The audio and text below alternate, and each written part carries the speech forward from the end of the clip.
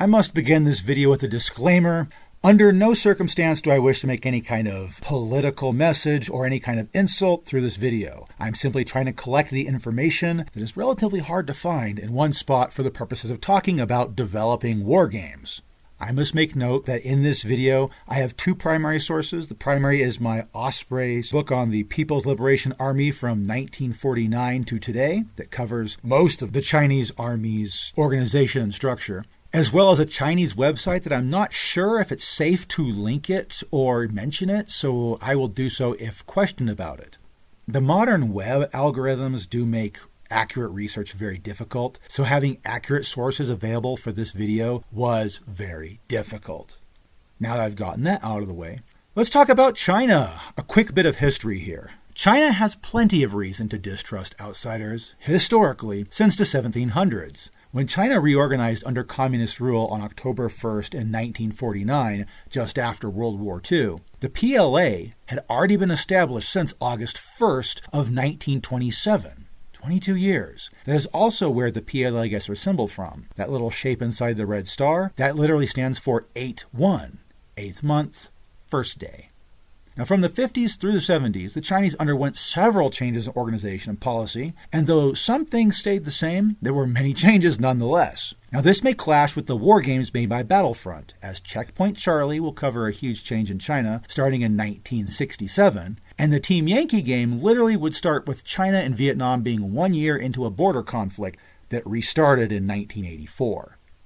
So the timelines don't line up exactly, but adjustments and choices can be made. The major point of contention is the uniform. Chinese uniforms were Soviet influenced before 1960, and for a short time during the 80s. The 60s began with a move to the Model 60 uniform, but it was the Cultural Revolution event that pushed not only the minimalist Model 65 uniform, but also removed any rank other than soldier and officer. Since Battlefront makes miniatures for a war game, what figures they decide to go with will make a big difference overall. Now, one serious note is that in the 60s and 70s, the Chinese didn't really use a helmet. They had Mao caps in warm weather and used the Chinese version of the ushanka in the winter. Yes, Chinese uniforms moved also from belt pouches to a webbing that kept weight pouches closer to the rifle in more than just a crouching scenario. It must also be noted the Chinese only used boots in the winter. And I mean that. Look at these. These shoes are called liberation shoes. From what I can see, they may use puttees to strap down their trousers and to make more attachment with the shoes, but for the most part, they're essentially shoes. They have some tread, but they look awfully thin compared to Western boots. Now, the color of the uniform seems to vary, assuming you have a variety of photos to draw from. This photo makes them all look very crisp and clean, a very uniform dark green, which a lot of Western sources don't see as being the color of one of these model uniforms. Look at this picture. This tells you something that it may have to do with wear and tear. Some of these uniforms may be older and have gone through wash cycles, when some may be brand new. As you can see, this is forest green looking here, but this guy looks closer to a color pattern that's closer to the herringbone twill of World War II, so a more general light drab would work for him. This guy right here, he might as well sign up for the Africa Corps. That's almost a yellow uniform. Now, the Chinese use a Type 56 SKS from the 1950s well into the 1980s, though AK types showed up in the late 70s in the Type 56-1 or the Type 81 assault rifles. Now, if Battlefront wanted to focus on the Team Yankee era, they could almost get away with just using green versions of the Soviet miniatures, as the FK-80 helmet and Type 81 assault rifle was what got used during that period. However, whatever approach the Battlefront does use, there are certain things that would just definitely affect the outcome of how this game gets received and what you can do with it.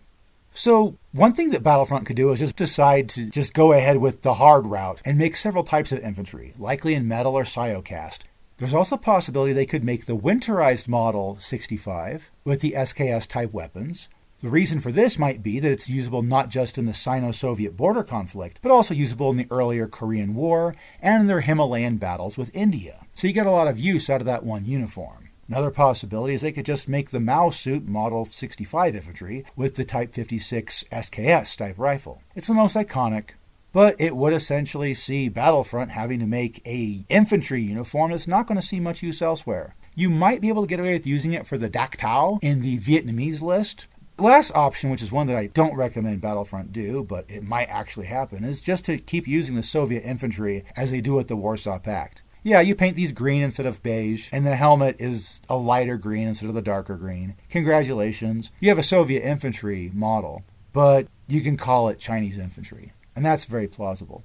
I had to bring this up just because there's various different things that Battlefront could do with Team Yankee stretching into the South China Sea, as well as the inclusion of India, Pakistan, and China into the Checkpoint Charlie timeline. So how Battlefront approaches this is going to make a big difference, especially for the Checkpoint Charlie timeline, because they didn't have the Soviet-looking uniforms during the 1960s. Battlefront is a game developing company. They'll make their own decisions. In any case, thank you for watching my video, and may the dice ever roll in your favor.